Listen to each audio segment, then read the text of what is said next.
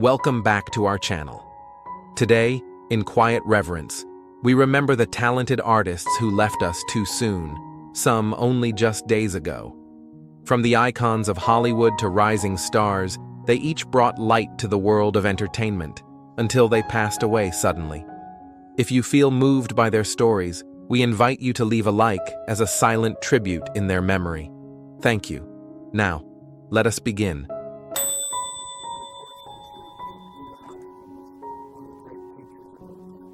Tom Troupe, the beloved stage and screen actor, best known for his unforgettable roles in Star Trek, Cagney and Lacey, and The Diary of Anne Frank, has passed away at 97.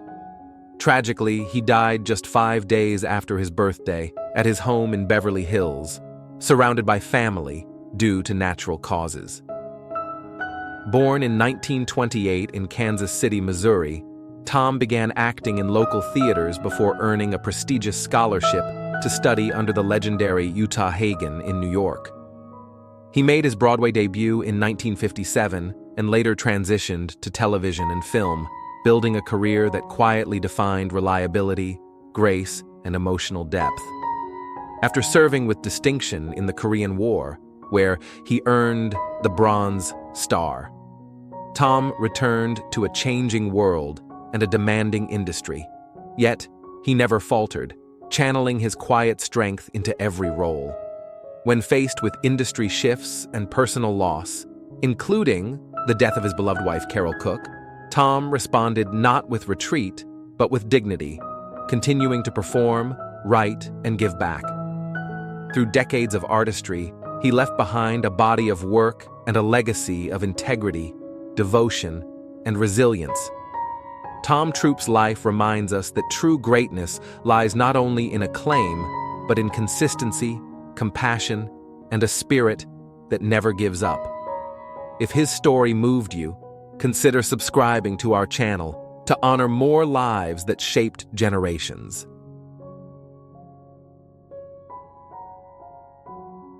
I felt it was about time. I wanted it 10 years ago. Eileen Fulton, the iconic soap opera star best known for her unforgettable portrayal of Lisa Miller on As the World Turns, has died at 91. She passed away peacefully in Asheville, North Carolina, after a period of declining health. Born Margaret Elizabeth McLarty. In 1933, Eileen knew from the 3rd grade she was meant for the stage. After studying under Sanford Meisner in New York, she stepped into television history in 1960, turning a short-term role into a nearly 50-year legend. Her journey was not without struggle. She left the show multiple times, seeking artistic growth or clashing over contracts, only to return when audiences and writers alike realized no one could embody Lisa but her. Faced with intense public scrutiny, even physical assaults due to her character, Eileen never wavered. She met controversy with grace and transformed adversity into fuel for deeper artistry. Beyond acting, she wrote memoirs, performed cabaret, and created a fashion line, redefining herself with dignity and imagination. As someone who grew up watching her transform daytime television, I believe Eileen Fulton's legacy will live on, not just in reruns, but in the way she gave courage to every woman who dared to be unapologetically complex.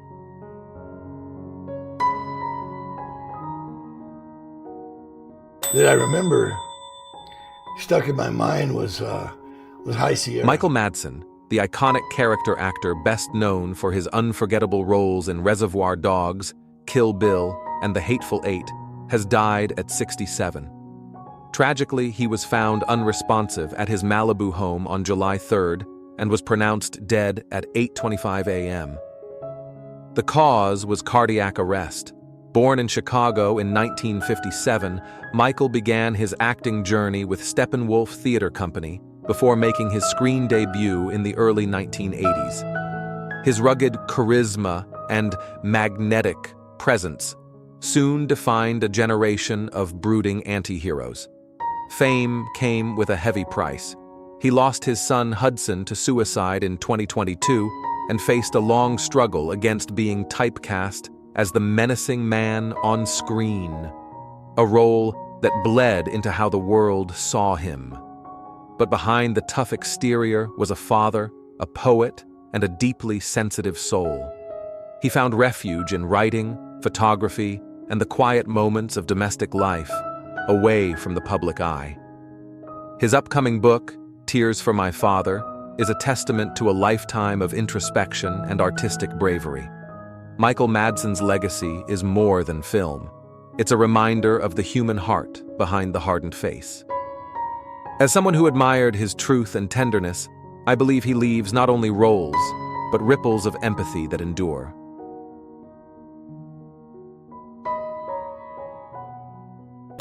There are many cultural differences. I'd say that the most predominant one that I recognize... Julian McMahon, the beloved Australian actor best known for his unforgettable roles as Dr. Doom in Fantastic Four and Dr. Christian Troy in Nip Tuck, has died at 56. He passed away peacefully on July 2nd in Clearwater, Florida, after a courageous battle with cancer, as confirmed by his wife. Born into a prominent political family, Julian chose a different path, pursuing acting from his early days in Australian television to international stardom in Hollywood. His breakout role came with Charmed, but it was Nip Tuck that earned him a Golden Globe nomination and lasting acclaim. Though widely admired for playing powerful, often ruthless men, Julian faced the quiet struggle of living with illness while remaining devoted to his work and loved ones. He responded with dignity and grace, continuing to act, mentor, and connect with audiences even in his final years. From portraying villains to heroes, he left behind a rich body of work, defined by versatility, charm, and emotional depth. Julian McMahon's legacy is not only in the characters he brought to life, but in the joy and meaning he gave to so many. As someone who admired his artistry and courage, I believe his presence will remain unforgettable.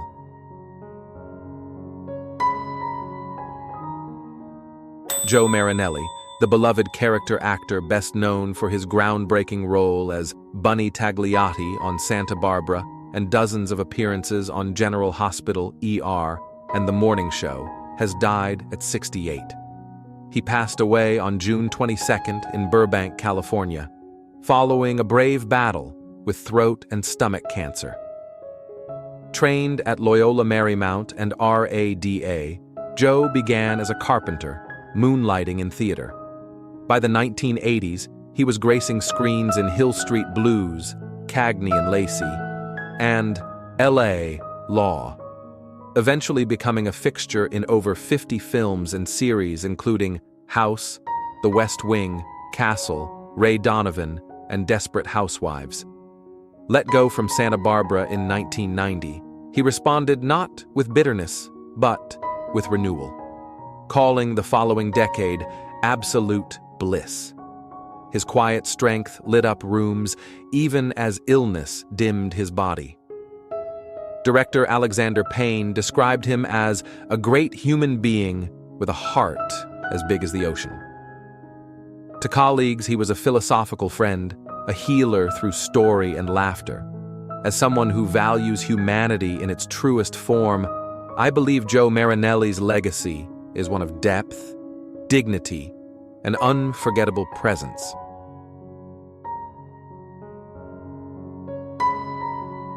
Well, in the original script of Jedi, he didn't appear. Kenneth Colley, the quietly iconic British actor best known as Admiral Piet in the original Star Wars saga, has died at 87. He passed away peacefully on July 1st, 2025, at his home in Ashford, Kent, due to complications from COVID and pneumonia. Born in Manchester in 1937, Colley began his career with the Royal Shakespeare Company and the Old Vic before transitioning to screen roles. His collaborations with director Ken Russell and his portrayal of Jesus in Life of Brian showcased a range both dramatic and deeply human. Though he struggled with a stutter in daily life, that challenge disappeared on stage, a testament to the transformative power of his craft. His ascent from character actor to fan-favorite officer in the Star Wars universe was powered not by special effects, but by quiet strength and depth. Over a 6-decade career, Colley left his mark in works from Firefox to Peaky Blinders, and even returned for Lego Star Wars, a nod to his enduring charm. His gift was subtlety, his legacy, timeless. In an age of spectacle, Kenneth Colley reminded us of the soul behind the uniform. And for generations of fans, his presence will always be part of that galaxy, far, far away.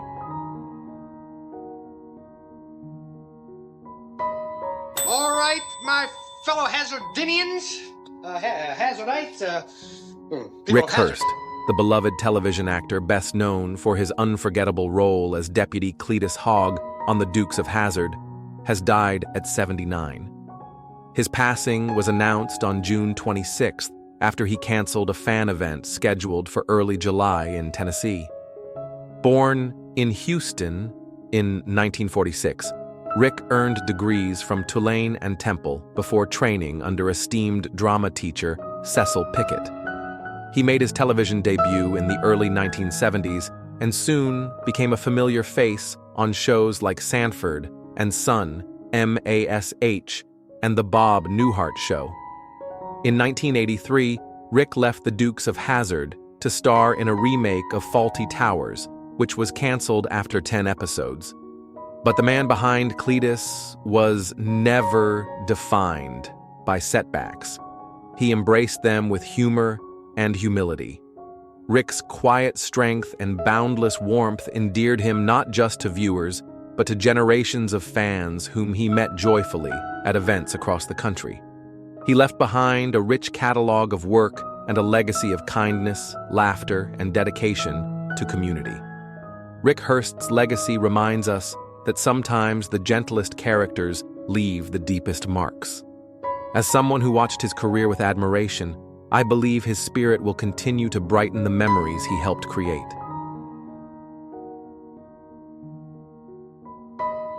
Scream. They thought it was real. But I knew how to take the fall and land on... Chris Robinson, the beloved television actor best known for his unforgettable role as Dr. Rick Weber on General Hospital, has passed away at 86. He died peacefully on June 9th at his ranch near Sedona, Arizona, marking the end of a remarkable 8-decade career in film and television. Born in Florida in 1938, Robinson began acting in the 1950s and rose to prominence with roles in The Young Savages, Birdman of Alcatraz, and the World War II drama 12 O'Clock High. His charisma made him a familiar face on screen, from westerns to medical dramas. In 1985, legal troubles related to tax evasion threatened to halt his momentum. Yet rather than retreat, he served his sentence on nights and weekends, determined to keep his role on General Hospital, a rare testament to resilience and professional devotion. Robinson continued acting through highs and lows, even directing independent films like The Intruder, and returned to screen in 2022 with Just for a Week. His creative fire never dimmed. His legacy transcends performance, a quiet strength, a dedication to craft, and a complex yet deeply human personal journey. In honoring Chris Robinson, we remember not just a character actor, but a life fully lived, with all its joy, turmoil, and grace.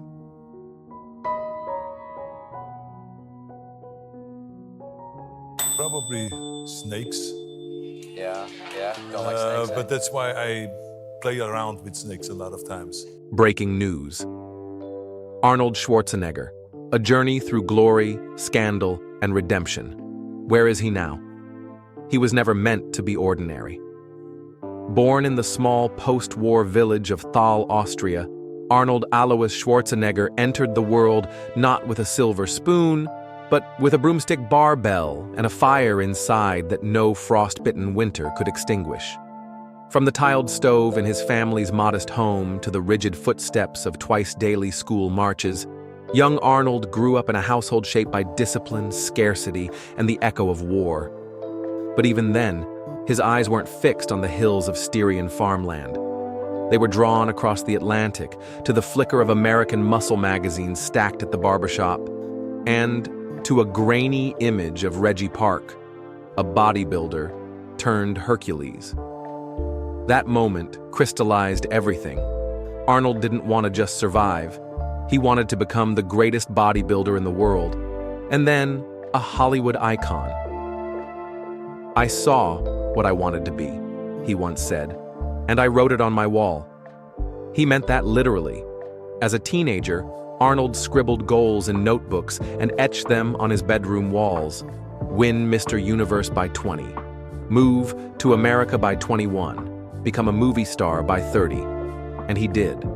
By 1967, he had already become the youngest ever NABA Mr. Universe. In 1968, with only a suitcase, a photograph of his mother, and a copy of How to Win Friends and Influence People, he landed in California. Joe Weider, the father of bodybuilding, took him under his wing, offering a ticket to Venice Beach and a future. Sport became sanctuary. His body became armor. His charisma, his escape hatch. Through sand-filled milk jugs and broomstick squats, he taught himself that self-transformation was possible through sheer will and disciplined effort. Between 1970 and 1975, and again in 1980, Arnold would claim 7 Mr. Olympia titles, carving a physique so monumental it shifted the global aesthetic standard. He wasn't just flexing muscle, he was reshaping culture. Legacy wasn't a goal, it was his blueprint. And then came Hollywood. After a stilted debut in Hercules in New York, Arnold refined his skills, studying at the Lee Strasberg Institute and embracing roles that matched his larger-than-life presence. In 1982, Conan the Barbarian showcased his raw, mythic strength. But it was The Terminator in 1984 that sealed his place in cinematic eternity. With just 58 lines, he delivered what would become one of the most iconic phrases in film history. "I'll be back." And he was, again and again. Throughout the 1980s and early 90s, Arnold reigned supreme. Predator, Commando, Total Recall, Kindergarten Cop, Twins. He wasn't just a box office magnet. He was a genre unto himself. Blending menace with humor, brawn with surprising warmth, he brought millions to theaters and redefined what a leading man could be. By 1991, Terminator 2, Judgment Day shattered records and pioneered CGI. It grossed over 520 million worldwide and earned him 35 million, a new model of back-end deal-making. But more than that, it cemented him as a cultural impact machine, capable of turning myth into modern legacy. Yet behind the floodlights, a deeper story was unfolding, one that few could see. But even legends break. By the mid-1990s, Arnold Schwarzenegger had conquered everything: sport, cinema, business. He was flipping real estate in Santa Monica before his first Hollywood paycheck. Planet Hollywood, co-founded with Bruce Willis and Sylvester Stallone, turned movie memorabilia into global dining. His name was synonymous with strength, success, and swagger. Then the armor cracked. First came the injuries. Decades of pushing 30 tons a week in the gym left their mark. Torn biceps, shoulder degeneration, micro-fracture knee surgeries, cracked ribs during Total Recall, a fractured femur skiing with his children. By the time he filmed True Lies in 1994, every action sequence carried a whisper of risk. And then came the heart. At 49, doctors discovered a congenital bicuspid aortic valve and recommended elective open-heart surgery. The public was stunned. How could the Terminator have a fragile heart? But Arnold reframed it. "I'm not invincible. he admitted. "I'm a Formula One engine. It needs an overhaul." Within months, he was back to training, posing shirtless for Men's Health, the scar a silent testament to endurance. He called it maintenance for longevity, and millions found courage in his candor. Still, the greatest rupture wasn't physical. In 2011, the world learned Arnold had fathered a child, Joseph, in 1997, with the family's longtime housekeeper. The news detonated a marriage long viewed as a Camelot 2.0, his union with Maria Shriver of the Kennedy dynasty. "I caused great pain, and I take full responsibility," Arnold said, voice tight but direct. What followed was a decade of emotional excavation, therapy sessions, weekly blended family dinners, rebuilding trust. While tabloids reveled in scandal, Arnold focused inward. He didn't vanish. He evolved. In that same year, he stepped away from public office. After serving as governor of California from 2003 to 2011, having pushed landmark environmental bills and bipartisan infrastructure plans, he faced the sobering quiet of life after power. "I lost the structure of government, the calendar, the mission," he admitted in a podcast years later. "It hit me harder than I thought." Depression crept in, restlessness, regret. But he fought back, not with weight plates this time, but with journaling, diaphragmatic breathing, meditation, and daily gratitude entries in a leather-bound notebook. He began recording bedtime voice messages for each of his 5 children, including Joseph. A simple ritual, born of fragility, now anchors their shared lives. He started walking more, hiking at dawn in Will Rogers Park, reciting lines from Marcus Aurelius. "Strength," he told a friend once, "is repeating the right things daily, even when no one's watching." In 2018, during what was meant to be a routine heart valve procedure, complications arose. Arnold nearly died. He woke in ICU and, true to form, joked, "I'm back." But something had changed. That near-death moment became his second act, not of muscle, but of meaning. He launched Fit Over 50, offering free workout and nutrition guides to aging adults. He opened up about mental health, speaking at men's retreats about vulnerability and resilience. Gone was the man of pure steel. In his place stood something stronger, a man who had tasted collapse, yet chose to build something larger than ego: redemption. Today, Arnold Schwarzenegger no longer trains to conquer. He trains to connect with his body, his past, and the millions who still look to him for guidance in their own comeback stories. He wakes before the sun rises over Los Angeles. 20 minutes of breath work. A gratitude line in his notebook. News on climate, health, and global innovation. Then, espresso in hand, he mounts his e-bike and rides the Santa Monica shoreline with old friends from Gold's Gym, each gifted an electric bike to reduce their carbon footprints. His companions? A miniature horse named Whiskey and a rescue donkey named Lulu, who follow him through Brentwood neighborhoods like loyal bodyguards of serenity. Children squeal, neighbors smile, and Arnold, once the global symbol of brute force, offers a wave, a laugh, a moment. "The pump is great," he often says, "but purpose is greater." At 78, he lives with the discipline of a monk and the precision of a CEO. 3 full-body training sessions a week. Pilates for spinal alignment, oatmeal and almond butter in the morning, quinoa bowls at lunch, and plant-forward dinners, with the occasional Viennese apple strudel shared with his grandchildren Lila and Eloise, who call him Opa Owl. But his reach extends far beyond family. Through the Schwarzenegger Climate Initiative, he funds the Austrian World Summit, bringing together youth activists, heads of state, and scientists in Vienna to address clean energy with cinematic flair. His documentaries, often dramatizing rising sea levels or wildfire trauma, are now shown in schools and streamed on TikTok, proving cultural impact doesn't end when the cameras do. He mentors veterans through USC's Summer Entrepreneurship Program, co-leading hikes that blend business advice with Stoic philosophy. He funds scholarships in the name of his late friend Franco Columbu and supports adaptive sports programs for disabled athletes at the ever-expanding Arnold Sports Festival, now held in São Paulo, Johannesburg, and beyond. His podcast, Arnold's Pump Club, boasts over 3 million subscribers.